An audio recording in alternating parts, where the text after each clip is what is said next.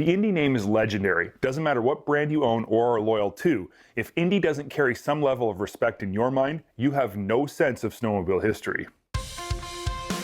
When the name was retired in the mid-2000s, there were many who felt a real sense of loss, as strange as it may sound. That's how iconic the name is. When it was reintroduced in 2013, it was met with much anticipation and expectation. However, it didn't take long for Polaris to begin spreading the name around their lineup until once again, Indy stood for true trail performance snowmobiles.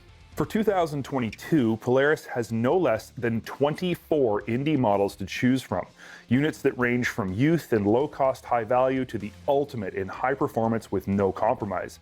This season, Polaris is heavily pushing their slogan, "There's an Indy for everyone." With so many models to choose from, it seems like an entirely plausible claim, but I'm not good at blindly accepting what others tell me. I need to find out for myself.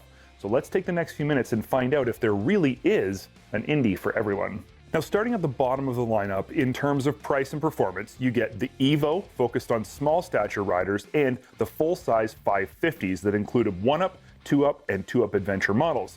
These sleds are all based on the ProRide platform and, as the name suggests, are all powered by the 550 fan engine. While they may not seem exciting at first, they represent excellent value and are perfect for the person who wants to get into the sport but wants to do it on a budget.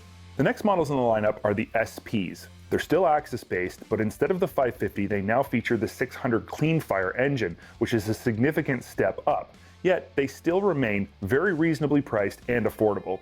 Now, from this point onward, all sleds are based on the Matrix platform and are available with only 650 and 850 engine options. The first group of Matrix-based Indies is the Adventure and XC models, and I'm grouping them together because they are essentially the same mechanically. So what kind of rider is best suited to an Indy XC? Well, you're getting the latest chassis technology, the newest and most powerful engine options, and excellent Fox QS3 adjustable shocks. You also get aggressive track options with up to 1.5-inch lugs. The Adventure models are mechanically identical to the XC137, the only difference is a set of handguards, a tunnel bag, and a beefier front bumper. When you choose the XC, you're not giving up anything in terms of performance, handling, or ergonomics to the higher-end models. The Indy XC is perfect for the rider who wants the industry's best handling and ergonomics, fantastic ride quality, and class-leading power, yet prefers the simplicity of the standard gauge and QS3 shocks. Now, in my opinion, the XC is the perfect sled for the majority of today's trail riders. In fact, Mark even says that the XC suits his riding style to a T. So if that's true, why does Polaris offer the XCR and VR1 trim levels? What kind of rider could they possibly be intended for, and why have both? They seem so similar. Both of these sleds fall under Polaris's special Starfire heading. This means that they are exclusively available during SnowCheck and represent the absolute pinnacle of performance and technology.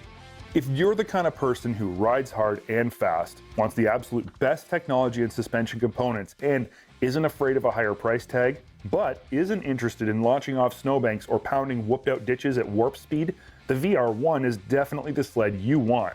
Its Walker Evans Velocity WER shocks are valved in a more comfortable range for long days in the saddle, and its lower riser is definitely more comfortable for sit-down style riding. It's kind of like the Cadillac CTS-V of snowmobiles, all the comfort and technology and style with performance to match. The VR1 suits my riding style perfectly and is my go-to Polaris model.